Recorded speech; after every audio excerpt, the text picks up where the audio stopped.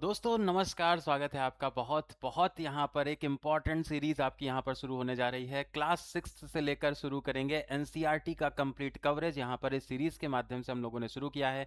Class 6 की unit 1 से आज की इस क्लास में हम लोग कवर करने जा रहे हैं बहुत सारी चीज़ें और बहुत सारे इंपॉर्टेंट कॉन्सेप्ट जो कि बार बार हमारे एग्जामिनेशन में पूछे जाते हैं। हम लोग परेशान हो जाते हैं कि ये क्वेश्चन कहाँ से बने। सबसे जो बेसिक रिकमेंडेशन एनसीईआरटी है उसे हम लोग रेफर ही नहीं करते, है ना। तो आज की इस क्लास में हम लोग यहाँ पर देखने वाले हैं यूनिट 1 क्लास 6 की एनसीईआरटी का पॉलिटिकल साइंस हमारा विषय है और ये पॉलिटिकल साइंस और बहुत सारे वनडे एग्जामिनेशंस में भी यूज होने वाली है। देखिए, सबसे पहले आपको बता दें, ये जो सिविक्स, ये जो पूरा का पूरा ये कवरेज रहेगा, ये यूनिट वाइज क्लास वाइज हम लोग लेकर के चीज़ों को लेकर के चलेंगे। एक क्लास में जितनी भी यूनिट में जितने भी चैप्टर्स रहेंगे उनको हम लोग यहाँ पर कवर करेंगे। आज हमारा जो यूनिट नंबर 1 है क्लास 6 है और इसमें हम लोग क्लास 6 की यूनिट 1 में 2 चैप्टर्स हैं। दोनों ही चैप्टर्स को आज हम लोग यहाँ पर खत्म करने जा रहे हैं, ठीक है। आपको सबसे पहले बता दें आपका सिलेबस क्लास 6 का उसमें है क्या क्या। तो यहाँ पर यूनिट नंबर 1 है जिसमें डाइवर्सिटी वाला टॉपिक है। उसके बाद में आता है गवर्नमेंट वाला टॉपिक यूनिट नंबर 2 और उसके बाद आता है लोकल गवर्नमेंट और एडमिनिस्ट्रेशन से संबंधित हम लोगों को डिस्कशन करना होगा। और यूनिट नंबर 4 आते आते हम लोग लिवलीहुड तक जाएंगे। तो ये ऐसी हैं जो कि सिविक्स वाले टॉपिक या सिविक्स वाले पार्ट से रिलेटेड हैं, जुड़ी हुई हैं, है ना। इनको हम लोग डिटेल में डिस्कस करेंगे। इनसे रिलेटेड क्वेश्चंस भी धीरे धीरे करके हम लोग आपके सामने पेश करेंगे। एक एक पार्ट एक एक धीरे धीरे करके आपको रिकॉर्डेड फॉर्म में मिलता जाएगा। इसका पीडीएफ अगर आपको चाहिए तो वो एप्लीकेशन पर मिलेगा। अब यहाँ से शुरुआत कर देते हैं। बहुत ही बेहतरीन coverage NCERT class 6 unit number 1 आपके सामने शुरू हो रहा है। चैप्टर 1 सबसे पहले बिल्कुल देखिए, हमारे हर एक एनसीईआरटी में एक पहले इंपॉर्टेंट चीज लिखी हुई है, जुड़ी हुई है, वो है हमारी प्रियम्बल, ठीक है। प्रस्तावना को ध्यान से पढ़ना होता है। इसमें न्याय कितने प्रकार के हैं, इसमें स्वतंत्रता कितनी प्रकार की है, इसमें जो है डेट कौन सी मेंशन्ड है, सब कुछ यहाँ पर आपको समझना होता है। कौन सा ईयर मेंशन्ड है ये भी आपको याद होना चाहिए। यहाँ से क्वेश्चन बनते हैं। बेसिक बेसिक चीजें हैं, ये आपको पूरी तरह से याद है, ये आपने अच्छे से पढ़ रखी है, ठीक है। अब आती है यूनिट नंबर 1। यूनिट नंबर 1 की जो शुरुआत होती है वो विविधता से होती है। भारत में भी देखें और विश्व में भी आप देखें, बहुत अलग अलग प्रकार की विविधता देखने को मिलती है, ठीक है। भारत में देखेंगे तो भाई भारत में तो विविधता का गढ़ कह लेंगे आप इसे, है ना। आप इसे भारत को क्या कह लेंगे, विविधता का गढ़, क्योंकि यहीं से विविधता हमारी शुरू हुई है। बहुत बेहतरीन, क्योंकि भाई हमारे यहाँ जो रूल्स रहे हैं वो बहुत सारे अलग अलग देश यहाँ पर आकर के अपना शासन कर रहे थे। जितने प्रकार के लोग आएंगे उतने प्रकार की विविधता भी होगी, है ना। तो वो विविधता भारत में सबसे ज्यादा देखने को मिलती है। डाइवर्सिटी के बारे में आज हमें पढ़ना है, जिसमें हम लोग भारत को केंद्रीय भूमिका मान करके चलेंगे, ठीक है। इसमें हम लोग डिस्क्रिमिनेशन को भी देखेंगे, ठीक है। डिस्क्रिमिनेशन कैसे होता है, क्यों होता है, भेदभाव, है ना। इसके अलावा स्टीरियोटाइपिंग क्या होती है वो हमें समझना होगा। डाइवर्सिटी के कारण क्या क्या होते हैं। 2 चैप्टर्स हमारे हैं इस यूनिट में, दोनों को यहाँ पर हम लोग कवर करेंगे। बिल्कुल ध्यान से सुनते चले जाइएगा। कमेंट सेक्शन में आप डिस्कशन भी कर सकते हैं और फीडबैक भी लगातार दे सकते हैं, ठीक है। सबसे पहला जो चैप्टर है, चैप्टर नंबर 1 अंडरस्टैंडिंग डाइवर्सिटी। बिल्कुल ध्यान से एक एक पॉइंट को समझते हुए देखिए, हमें पता है कि यार हमारे आसपास में जितने भी लोग हैं वो एक जैसे नहीं है, है ना। किसी की नाक चढ़ी रहती है, गुस्सा हावी रहता है, किसी का जो है वो मस्त मौला आदमी होता है, कोई अपने जीवन को लेकर के बहुत ज्यादा सीरियस होता है और कोई जो है वो बहुत ज्यादा लापरवाह होता है। कोई बहुत ज्यादा अमीर होता है, कोई बहुत ज्यादा गरीब होता है, कोई बहुत ज्यादा बीमार होता है, कोई बहुत ज्यादा स्वस्थ रहता है, कोई दौड़ता रहता है, भागता रहता है, कोई एक जगह पर सुसुप्त अवस्था में पड़ा रहता है। इंसानों की प्रवृत्ति उनके अपब्रिंगिंग पर निर्भर करती है, उनके धर्म पर, उनकी जाति पर, उनके हर एक प्रकार से जो वो अलग बनाए गए हैं उन पर वो निर्भर करती है ना। मनुष्य जो है वो 2 भागों में बटा हुआ है, एक पुरुष है, एक महिला है। हर एक प्रकार की कैरेक्टरिस्टिक्स दोनों में अलग तरीके की पाई जाती है। उन्हीं डाइवर्सिटीज को आज हम लोग यहाँ पर पढ़ने का, समझने का प्रयास करेंगे। अगर त्योहारों पर आए तो हम लोग दीपावली से शुरू करते हैं, ईद और होली लेकर के बहुत सारे अलग अलग प्रकार के त्योहार। इसमें क्रिसमस भी मना रहे हैं, इसमें हम लोग गुड फ्राइडे भी मना रहे हैं, इसमें हम लोग रक्षाबंधन भी मना रहे हैं, ईद भी मना रहे हैं, मुहर्रम भी मना रहे हैं, होली, दीपावली। ये उत्साह पूरे साल भर, भारत के अगर परिप्रेक्ष्य में देखें तो ये उत्साह पूरे साल भर बना रहता है। अगर हम लोग इसी को और आगे समझने का प्रयास करें तो विविधता का और डाइवर्सिटी का अगर मतलब पूछा जाए तो जो किताबी जो ज्ञान है या जो भाषा है उसमें डाइवर्सिटी को कैसे हम लोग डिस्क्राइब कर सकते हैं उसको देखना देखते हैं। सबसे पहले देखिए, डाइवर्सिटी का मतलब होता है अंतर, डिफरेंसेस। डाइवर्सिटी जो है वो डायरेक्टली क्या है, वो अंतर है। किसके बीच में अंतर है? लोगों के बीच में अंतर है, और लोगों की भाषा के बारे में, लोगों के रिलीजन के बारे में, लोगों के फूड के बारे में। लोग भोजन भी अलग अलग प्रकार के, कोई शाकाहारी खा रहा है, कोई फलाहारी खा रहा है, कोई यहाँ पर मांसाहारी भोजन खा रहा है, कोई जो है वो कुछ भी नहीं खा रहा, या कोई जो है वो सब कुछ खा रहा है। अलग अलग प्रकार के खाने भी रहते हैं। अच्छा, क्लॉथ्स भी देखेंगे तो यार दिन का कपड़ा अलग है ना। हिंदू धर्म का अलग है, क्रिश्चियन धर्म का अलग है, मुस्लिम धर्म का अलग है। धर्म के हिसाब से भी कपड़े हो जाते हैं। उसके बाद में फिर अगर आप देखें, लोगों की मतलब सोच के हिसाब से भी कपड़े हो जाते हैं। कोई जो है वो पारंपरिक कपड़े पहनना चाहता है, साड़ीज पहनना चाहता है, धोती कुर्ता पहनना चाहता है, लेकिन कोई जो है वो मॉडर्न कल्चर को फॉलो करता है, वेस्टर्न कल्चर को फॉलो करता है। तो वहां पर भी विविधता देखने को मिलती है। तो विविधता का मतलब यही है कि भाई जो लोग हैं वो आपके आसपास आपके जैसे नहीं दिखाई पड़ रहे, उनकी विचारधारा अलग है, उनकी सोच अलग है, उनके कपड़े, उनका रहन सहन, उनका खाना, उनका धर्म, उनकी भाषा, सब कुछ अलग है। उनके कस्टम्स भी अलग हैं, उनकी मान्यता भी अलग है, उनके ट्रेडिशन भी अलग हैं, और वो अलग अलग क्षेत्र से आते हैं। भारत में अगर आप देखेंगे तो आप 10 किलोमीटर, आप अपनी जगह से केवल 10 किलोमीटर या तो इधर चले जाइए, एक या तो उधर चले जाइए, आपको एक नई बोली देखने को मिल जाती है, आपको एक व्यवस्था, एक नई प्रकार के लोग देखने को मिल जाते हैं। कुछ ना कुछ वरीयता, विविधता वहां पर भाषा में आ जाती है। केवल मात्र 10 किलोमीटर में अंतर देखने को मिल जाता है। तो भारत में विविधता तो जड़ में है, खून में है, पूरी तरह से ये बसी हुई है हमारे अंदर, और हम लोग उसी को बहुत अच्छे से सुदृढ़ तरीके से फॉलो भी करते हैं, उसमें एंजॉय भी करते हैं, है ना। हिंदू हो चाहे मुस्लिम हो, हर एक प्रकार के धर्म के लोग यहाँ पर आकर के बहुत अच्छे से समन्वयता से रहते हैं। पंथ निरपेक्षता को हम लोग फॉलो करते हैं, और उसके आधार पर चीजें चलती हैं। एनसीईआरटी में मेंशन्ड जो परिभाषा है विविधता की, वो हम लोगों ने यहाँ पर देखी कि भाई बहुत सारे लोग अलग अलग प्रकार के होंगे। उनके पीछे का जो कारण है, कभी भाषा हो जाएगा, कभी रिलीजन हो जाएगा, कभी फूड हो जाएगा, कभी क्लॉथिंग हो जाएगा, या फिर कभी कस्टम्स, उनके जो मान्यताएं हैं, या फिर ट्रेडिशन, या फिर रीजन। हर एक प्रकार से डाइवर्सिटी आ सकती है। भारत में अगर देखेंगे तो डाइवर्सिटी में हम लोग यहां पर बटे हुए हैं 28 स्टेट्स और 8 यूनियन टेरिटरीज में। मैनी बहुत सारे रिलीजन यहां पर हैं, जैसे कि भाई हम लोग हिंदू धर्म को भी मानते हैं, इस्लाम धर्म को भी मानते हैं, क्रिश्चियनिटी को भी मानते हैं, सिख धर्म को भी मानते हैं। हिंदुओं में अगर आप देखेंगे तो बहुत सारे अलग अलग प्रकार की जातियां, माइनॉरिटीज अलग अलग हैं हर एक धर्म में। कोई जो है वो मेजॉरिटी में आ रहा है, कोई माइनॉरिटी में आ रहा है, कोई रिलीजियस माइनॉरिटी है, कोई इकोनॉमिक माइनॉरिटी है, कोई यहाँ पर अलग अलग प्रकार से यहाँ पर रूपरेखाएं रहती हैं। उसके बाद में दो भाषा। भाषा हमारे यहाँ तो 22 केवल लिखी हुई हैं 7वें में, लेकिन अगर भाषा और बोली मिला ले तो अनगिनत है, इनकी कोई संख्या नहीं है, है ना। भाषा और बोली को अगर मिला लिया जाए, कुछ ना कुछ वहां पर अंतर कभी ना कभी थोड़ी थोड़ी दूर में आपको वो देखने को मिलता है।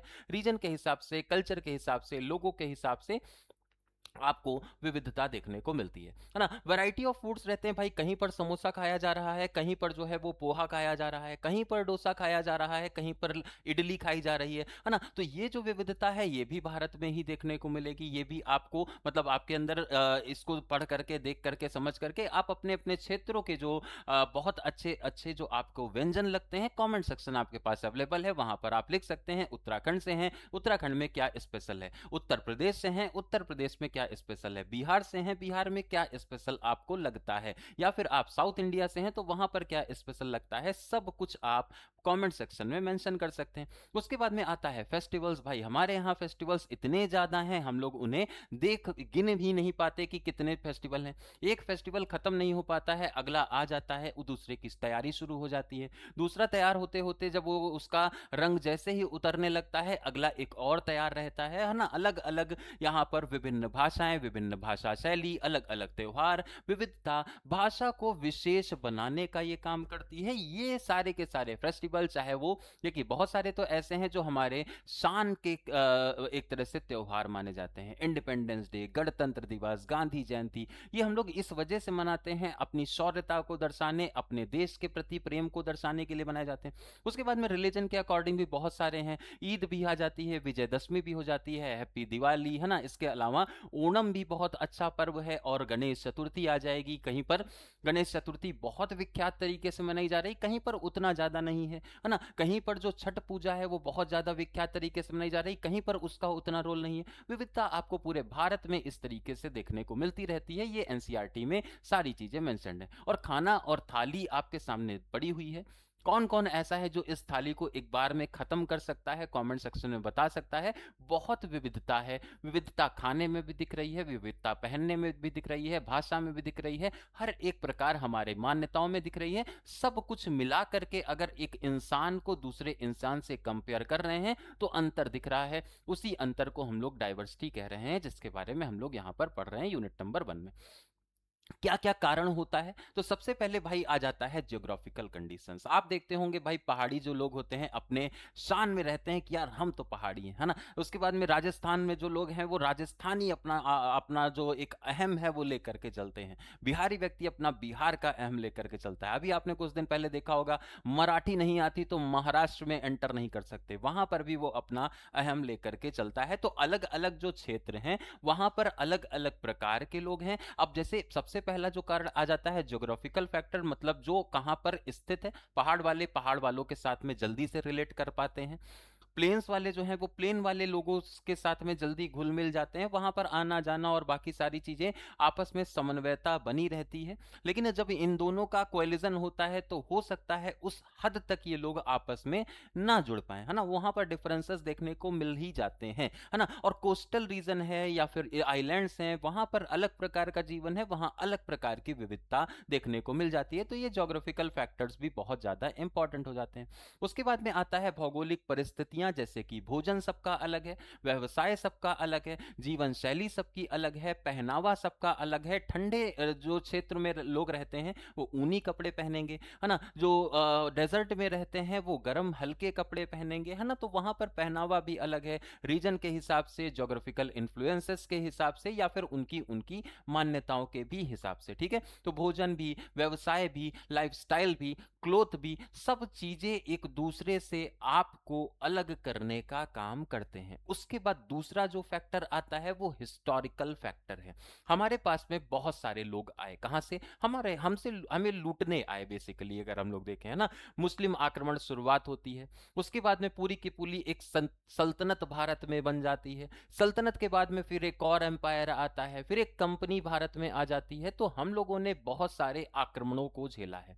अब ये लोग सारे के सारे आए, लूट करके चले नहीं गए, वो छोड़ गए अपनी संस्कृति को, अपनी मान्यताओं को और अपने लोगों को, आम लोगों को। अब आम लोग यहाँ पर रह रहे हैं तो अपने अपने कल्चर्स को वो फॉलो कर रहे हैं और हम लोगों ने सारे कल्चर्स को सम्मान देते हुए हम लोगों ने धर्मनिरपेक्षता का एक रूपरेखा को अपनाई, जिसमें हम लोगों ने कहा कि यार किसी को देश से जाने की जरूरत नहीं है, जो रहना चाहे हम उसके धर्म का सम्मान करेंगे, किसी भी प्रकार से हम लोग यहाँ पर पक्षपात नहीं करेंगे। उसकी वजह से हिस्टोरिकल फैक्टर भी भारत में विविधता का बहुत बड़ा कारण माना जाता है, ठीक है? आगे बढ़ते हैं। एक और पॉइंट आता है, जैसे कि एक एग्जांपल यहां पर एनसीईआरटी में दिया हुआ है, एक लद्दाख है और एक केरल है, दोनों अलग अलग क्षेत्र हैं, है ना? लद्दाख जो है वो कोल्ड डेजर्ट के रूप में है, स्पार्स पॉपुलेशन वहां पर है, बहुत घनी आबादी नहीं है।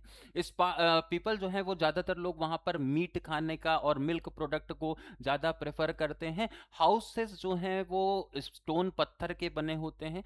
ज्यादातर लोग जो हैं वो वहां पर मुस्लिम, बुद्धिस्ट और हिंदू देखने को मिलते हैं। अलग अलग प्रकार के कल्चर, जैसे पश्मीना जो शॉल्स हैं वो वहां पर मिलते हैं। जो कोल्ड एरियाज में जो चीजें अवेलेबल, सुगमता से अवेलेबल हो पाती हैं, वो वहां पर देखने को मिलते हैं, है ना? बैरन आइलैंड्स हैं, मतलब यहाँ पर आपको अलग प्रकार की है जीवन शैली देखने को मिलती है, अलग प्रकार के घर देखने को मिलते हैं, अलग प्रकार के लोग। अगर उनको आप कंपेयर करेंगे साउथ इंडिया से, केरल से, तो वहां पर कलर भी लोगों का, बॉडी कलर तक लोगों का भिन्न भिन्न पाया जाता है। वो वेदर कंडीशंस की वजह से है ना? जो वेदर कंडीशंस की वजह से पाया जाता है। तो लद्दाख यहां पर एक एग्जांपल दिया गया है विविधता को समझाने के लिए। दूसरी तरफ केरल है। केरल को जाना जाता है भाई बोट रेस, यहाँ पर बहुत बड़ी बोट रेस होती है, ये आप देख भी पा रहे हैं फोटो में, है ना। कोस्टल जो स्टेट्स होते हैं, हैवी रेनफॉल यहाँ पर होती है, और यहाँ पर देखिए मछली बहुत, राइस, है ना, मछली चावल बहुत ज्यादा केरल या साउथ इंडिया में बहुत ज्यादा फेमस होता है। हाउसेज विद स्लोपिंग रोफ्स यहाँ पर होते हैं, रूफ यहाँ पर कैसी होती हैं, स्लोपिंग होती हैं, ताकि पानी जो है वो आसानी से बह जाए। हिंदू मुस्लिम क्रिश्चियन पॉपुलेशन ज्यादातर देखने को मिलती है। लद्दाख और केरल की जो भौगोलिक स्थिति है अलग होने के कारण वहां की जलवायु, भोजन, घर और जीवन शैली पूरी तरह से अलग पाई जाती है। तो लद्दाख और केरल का एग्जाम्पल एनसीईआरटी में दिया गया, जिसके माध्यम से ये विविधता को थोड़ा सा और ज्यादा समझाने का प्रयास करते हैं। यूनिटी इन डाइवर्सिटी की अगर बात करें, विविधता में एकता, भारत जो है ना, हमारे यहाँ बहुत सारे डिफरेंसेस हैं हम लोग, लेकिन यूनाइटेड हैं एक इमोशन के साथ कि हम सारे भारतीय हैं। इसी इमोशन को आगे बढ़ाते हुए यहाँ पर लिखा हुआ नेशनल फेस्टिवल्स हमारे पास में है जो कि हर धर्म का व्यक्ति मनाता है। हम स्वतंत्रता दिवस को जब मनाते हैं तो वहां पर हम नहीं देखते कि कौन मुस्लिम खड़ा हुआ है, कौन वहां पर क्रिश्चियन खड़ा हुआ है, कौन बुद्ध खड़ा हुआ है, कौन यहाँ पर जिस भी धर्म का इंसान है वहां पर वो उसको बहुत अच्छे से मनाने का काम करता है। वी शेयर कॉमन वैल्यू, हमारे पास में कुछ कॉमन यहाँ पर वैल्यूज हैं। हम लोग संविधान को रेस्पेक्ट करते हैं जहां पर सभी को बराबर का अधिकार दिया गया है, सभी को अधिकार दिए गए। अधिकार में भी हम लोगों ने देखा है 6 प्रकार के अधिकार दिए गए, वहां पर हम लोग यही कोशिश करते हैं कि किसी भी प्रकार का कोई भेदभाव ना होने पाए, है ना। यूनिटी इन डाइवर्सिटी की अगर बात करें तो हम लोग यहाँ पर विविधता में एकता के लिए जाने जाते हैं, है ना। और हम लोग यहाँ पर एज अ इंडियन ज्यादा अपने आप को प्रोजेक्ट करते हैं, एक वो गर्व की भावना होती है, हमारा देश ऐसा है, हमारे लोग ऐसे हैं, वो देश प्रेम और लोगों से जो प्रेम है वो अपने आप में अतुलनीय भारत में माना जाता है। अच्छा, इंपॉर्टेंस ऑफ डाइवर्सिटी की अगर बात करें, मिक्स सोसाइटी रिच और वाइब्रेंट, सोसाइटी को ये रिच और वाइब्रेंट बनाने का काम करता है, समाज को समृद्ध बनाएगा, सहिष्णु बनाएगा, आपसी सीख को भी ये बढ़ावा देगा और लोकतंत्र को ये स्ट्रक्चर के हिसाब से मजबूत करने का काम करेगा। इस वजह से विविधता बहुत ज्यादा इंपॉर्टेंट है, ठीक है।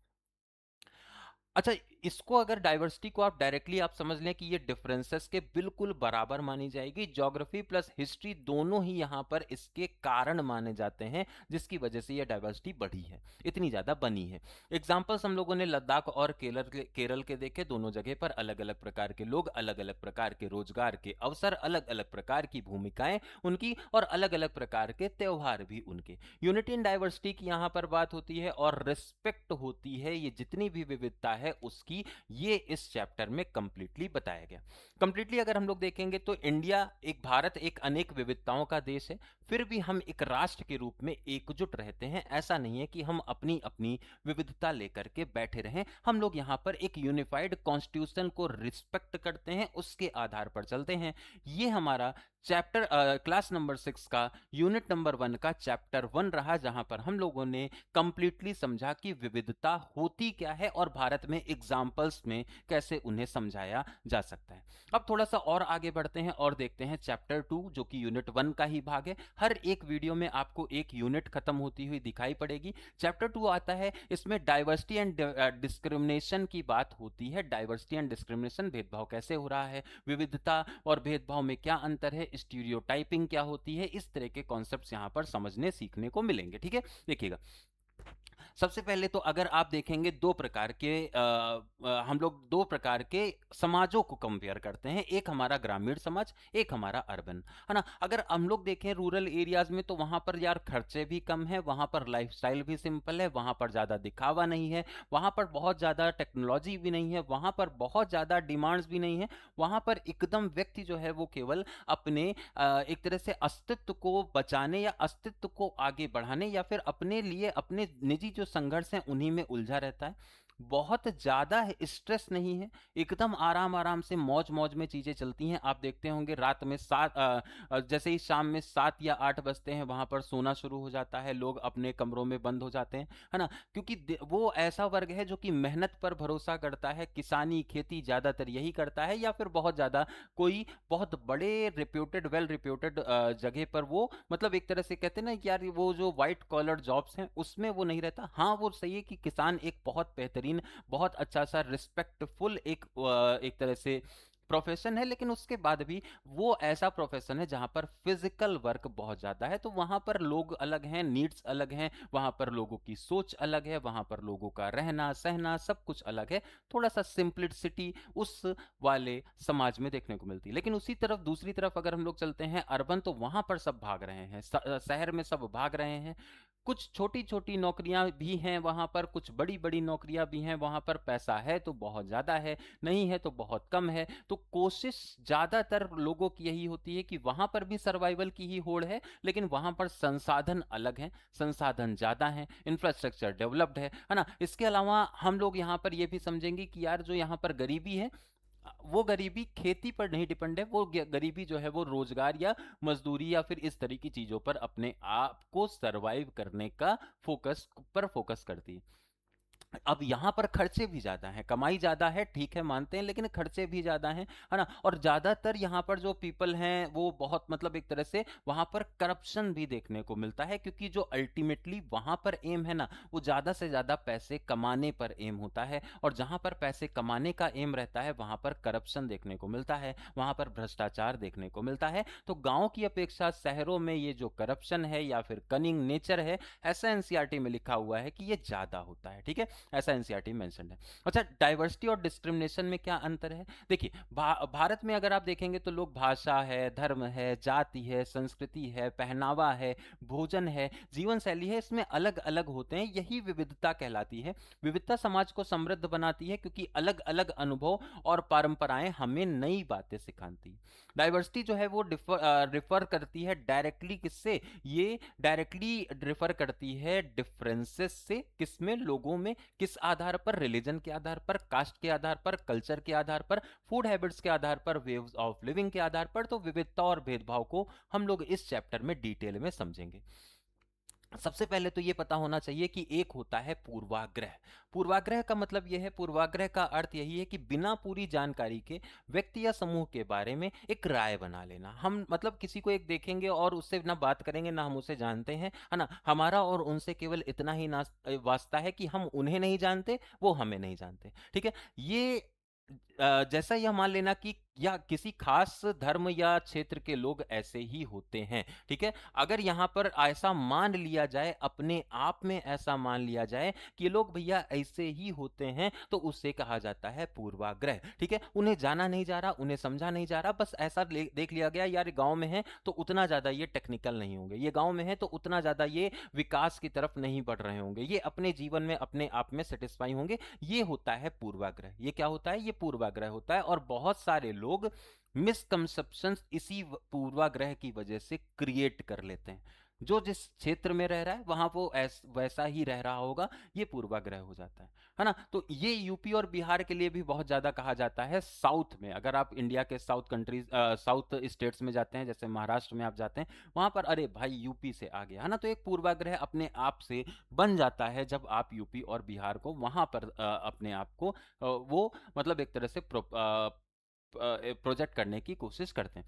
अच्छा, इसके बाद में एक आता है रूढ़ धारणाएं, है ना। जैसे कि भाई महिला है तो बहुत ज्यादा काम नहीं कर पाएगी, है ना। मतलब ये कुल मिलाकर के कुछ तयशुदा और सीमित सोच होती है। उदाहरण के लिए मान लिया जाए सभी लड़के बहादुर होते हैं और लड़कियां कमजोर होती हैं, तो ये क्या है? ये रूढ़ धाराएं हैं, रूढ़ी धाराएं हैं, ये स्टीरियोटाइपिंग है जो कि हमारे समाज में देखने को मिलती है। आप इससे बहुत ज्यादा इसको फेस भी करते होंगे। जैसे भाई जो लड़कियां हैं उनको ज्यादा पढ़ने नहीं दिया जाता, उनको शादी कर दिया जाता है, ज्यादातर प्रेशराइज करके शादी कर दिया जाता है। लड़कों को ये फ्रीडम है, वो अपने मन से, अपनी उम्र से, अपने इच्छा से शादी कर सकते हैं, वो फ्रीडम लड़कों को रहती है। लेकिन लड़कियों को काफी हद तक, बहुत सारे, बहुत बड़ा ये हमारा समाज है, हर एक समाज को तो नहीं लेकिन काफी सारे समाजों में ऐसा देखने को मिलता है कि यहाँ पर लड़कियों को अपने जीवन साथी तक चुनने का परमिशन खुद से नहीं होता, है ना। तो ये स्टीरियोटाइपिंग है, वो एक रूढ़िवादिता बनी हुई है कि भाई लड़कियां जो हैं वो कमजोर हैं, लड़कों के मुकाबले ये नहीं है, इनको जल्दी से क्या करो, एक लड़के के ही ही मतलब लड़के पर ही डिपेंडेंट बना दो, ताकि वो क्या करे, वो फिर उसी में रह जाए, है ना, वो फिर उसको एक सहारा मिल जाए और उसका जीवन चलने लगे, वो अकेले सरवाइव नहीं कर पाती। ये एक रूढ़िवादिता, स्टीरियोटाइपिंग, ये टर्म आपको ध्यान में रखना है। अभी हम आपसे लास्ट में इससे रिलेटेड क्वेश्चन भी पूछेंगे। देखिए, उसके बाद में आता है भेदभाव। पूर्वाग्रह और रूढ़वादी व्यवहार में बदल जाती है। मतलब जो पूर्वाग्रह जो होता है, जैसे हम लोगों ने मन में कुछ सोच लिया कि यार लड़कियां कमजोर होती हैं, उसके बाद में फिर आगे चल करके वो उसी को हम लोगों ने एक प्रिंसिपल बना लिया, स्टीरियोटाइप बना दिया। ठीक है, भेदभाव अर्थ किसी के साथ में उसके धर्म, जाति, लिंग, रंग, आर्थिक स्थिति के आधार पर गलत व्यवहार अगर किया जा रहा हो, तो ये क्या कहलाएगा, ये भेदभाव। यू लुक सो डिफरेंट, है ना, मतलब ये जो है ना, ये चीज जो है वो भेदभाव कहलाती है। डिस्क्रिमिनेशन जो है वो ट्रीट करना किसी को कैसे, पीपल को अनफेयरली ट्रीट करना। कोई किसी को आपने काला कह दिया, किसी को आपने मोटा कह दिया, किसी को आपने लंबा या महिला कह करके या फिर कुछ अलग प्रकार से आपने यहाँ पर अगर उसको डिस्क्रिमिनेट किया, डिफरेंशिएट किया या फिर उसको क्रिटिसाइज करने का काम किया, तब वो भेदभाव कहलाता है। किसी एक चीज को, जैसे मान लीजिए पढ़ाई ही है, पढ़ाई में हम लोग देखते हैं बहुत सारे जो निम्न वर्ग के बच्चे होते हैं उनके साथ में पहले डिस्क्रिमिनेशन हुआ करता था, वो भी एक भेदभाव है ना। तो इसी की वजह से भारत में अधिकार भी दे दिए गए हैं, मौलिक अधिकार, की अगर किसी भी प्रकार का ऐसा डिस्क्रिमिनेशन होता है तो वो मौलिक अधिकारों की अवहेलना माना जाएगा, आर्टिकल नंबर 15 में, है ना। व्यवसाय में अगर ऐसा होता है तो आर्टिकल नंबर 16 के तहत में वो डिस्क्रिमिनेशन माना जाएगा। तो इस आधार पर बहुत सारी चीजें हमारे संविधान ने ऑलरेडी इंक्लूड कर दी हैं, ताकि भारत में हर एक नागरिक को ऐसा ना फेस करना पड़े। जैसे एक स्टीरियोटाइप यहाँ पर एनसीईआरटी में मेंशन्ड है कि भाई जो मुस्लिम्स हैं ना, वो अपनी लड़कियों को जो है वो बहुत आगे नहीं पढ़ने देते हैं, है ना, नॉट इंटरेस्टेड, बिल्कुल भी इंटरेस्ट ही नहीं है वो कि आगे पढ़ें, है ना। मतलब यहाँ पर वो चाहें, है ना, लड़कियों के पास में काबिलियत है, वो अच्छा खासा दिमाग लेकर के पैदा ही होती हैं, मानव रूप में अगर आपने जन्म लिया है तो आप अच्छे खासे विकसित एक मस्तिष्क के साथ में आए हैं, है ना। एक नॉर्मल कंडीशन में एक लड़की कुछ भी कर सकती है या फिर एक लड़का कुछ भी कर सकता है, लेकिन अगर उसको वो संसाधन ही नहीं मिल रहे तो फिर वो कुछ नहीं कर पाएगा, है ना। तो यहाँ पर अगर आप देखें, स्टेट ऑफ केरल में distance between school and home is not much, there is a good government bus that helps teachers. मतलब केरल जैसे जो स्टेट है वहां पर तो लगातार केवल वुमेन एजुकेशन को फेवर करने के लिए ही पास पास में स्कूल्स हैं, बहुत सारी फैसिलिटीज यहाँ पर हैं। पुअर फैमिलीज को यहाँ पर मुस्लिम्स को मतलब बहुत सारे लार्ज नंबर ऑफ स्कूल्स जो है वो मुस्लिम्स भी या पुअर फैमिलीज भी वहां पर अटेंड कर पाती हैं, क्योंकि वहां पर सुविधा है ना। ये सुविधा हर जगह पर नहीं रहती, इस वजह से कई बार मुस्लिम्स या फिर जो गरीब लड़कियां हैं वो पढ़ नहीं पाती हैं, वो आगे जो उच्च शिक्षा है वो ग्रहण नहीं कर पाती। बहुत सारे अदर स्टेट्स में ऐसे मतलब ऐसी फैसिलिटीज नहीं है, वहां पर मुस्लिम और जो दलित हैं या फिर जो गरीब हैं उनको वो एजुकेशन जो है वो नहीं मिल पाता। ये पूरी की पूरी कहानी एनसीईआरटी में मेंशन्ड है। रेजियल डिस्क्रिमिनेशन क्या होता है, तो नस्ल के आधार पर भेदभाव किया जाए। ठीक है, रोजा पार्क्स ने बस में अपनी सीट छोड़ने से इनकार कर दिया। यह घटना नस्लीय भेदभाव के खिलाफ आंदोलन का एक प्रतीक मानी जाती है। अमेरिका में अश्वेत लोगों ने, मतलब अश्वेत जो लोग हैं वो उन्होंने मतलब नस्ल के आधार पर भेदभाव किया जाता है। एग्जाम्पल जो है अमेरिका का अश्वेत लोगों का जो विद्रोह था वो एक इसका एग्जाम्पल माना जा सकता है, जहां पर रेजियल डिस्क्रिमिनेशन है। किस आधार पर, काले और गोरे के आधार पर। यहां पर आप देख सकते हैं जो बच्चे नॉर्मली हैं, आप यहां पर देख पा रहे हैं वो बढ़िया से आगे बैठे हुए हैं, लेकिन जो यहां पर जिनका कलर अलग है या फिर जो अलग हैं वो यहां पर बिल्कुल पीछे बैठा दिए गए हैं क्लासरूम में। आपने भी देखा होगा बी आर अम्बेडकर की कहानी, जब उन्हें क्लास के बाहर बैठ करके पढ़ाई करने के लिए केवल कहा जाता था, जो सबके लिए पानी पीने का पानी रखा जाता था उसमें से वो पानी नहीं पी सकते थे। बहुत सारे डिस्क्रिमिनेशन उन्होंने भी फेस किए, है ना। तो ये डिस्क्रिमिनेशन जो है वो विविधता की वजह से भी कई बार आ जाते हैं, जब एक पक्ष दूसरे पर हावी हो जाता है ना। तो एग्जाम्पल हम लोगों ने देखा। उसके बाद कास्ट में डिस्क्रिमिनेशन, भाई दलित एक ऐसा शब्द है, पीपल बिलोंगिंग सो लोअर कास्ट, है ना। सो बहुत ज्यादा लोअर कास्ट के जो लोग होते हैं वहां पर दलित जैसा शब्द है जो कि कास्ट डिस्क्रिमिनेशन के लिए भारत में लंबे समय से ये चला था और लंबे समय तक लगातार चला था।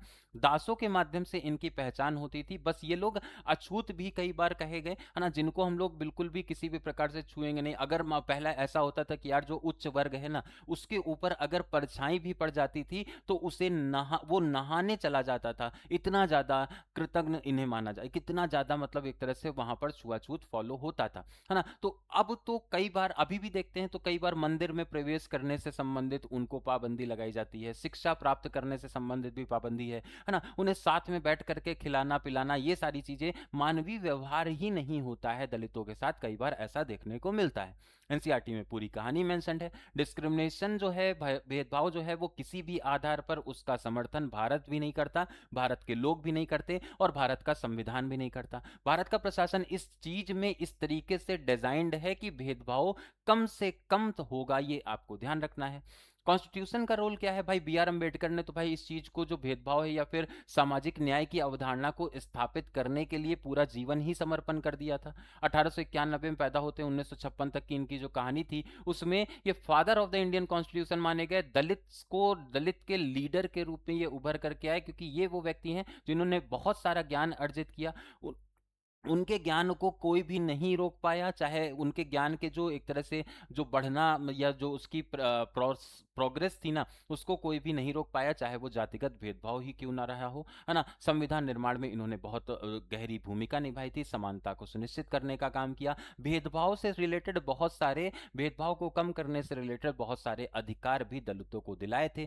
पहले ऐसे पर्सन जो कि कास्ट के बारे में बात कर रहे थे, पहले ऐसे पर्सन जो कि एनहिलेशन ऑफ द कास्ट नामक एक किताब भी इन्होंने लिखी थी। पहले ऐसे पर्सन, मतलब इन्होंने ये बिलीव रखा था, यहां पर माना था कि भाई यहां पर दलितों के पास में खोने के लिए कुछ भी नहीं है ना, जो भी है वो पाने के लिए ही है। तो इस वजह से केवल शिक्षित बनना है, संगठित होना है, प्रयास करना है और आगे बढ़ना है ना। तो इस तरीके विचारधारा यहां पर इनके रहे थे। उसके बाद में आगे लास्ट में जो इनका जीवन रहा था, वो लास्ट में ये बौद्ध धर्म को अपना लेते हैं, है ना। और ये लगातार एक तरह से सारे लोगों को बराबरी पर, ट्रीटमेंट पर ज्यादातर फोकस करते थे, सोशल जस्टिस की अवधारणा को आगे ले जाते थे। तो डिस्क्रिमिनेशन को कम करने में भारत में जो सबसे ज्यादा बड़ा प्रयास के रूप में जाना जाए तो वो बी आर अम्बेडकर को माना जाता है। आज भी बहुत ऐसा जो वर्ग है वो इन्हें भगवान ही मानता है, ठीक है।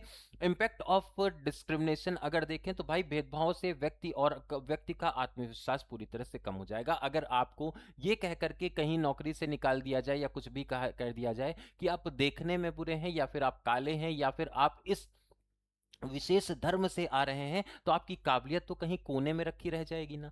काबिलियत के आधार पर तो आपको नौकरी वहां मिल ही नहीं रही। इसकी वजह से आत्मविश्वास में बहुत ज्यादा कमी रह सकती है, लोकतंत्र कमजोर हो सकता है ना। तो इसके लिए लोग लड़ाइयां लड़ रहे थे लगातार।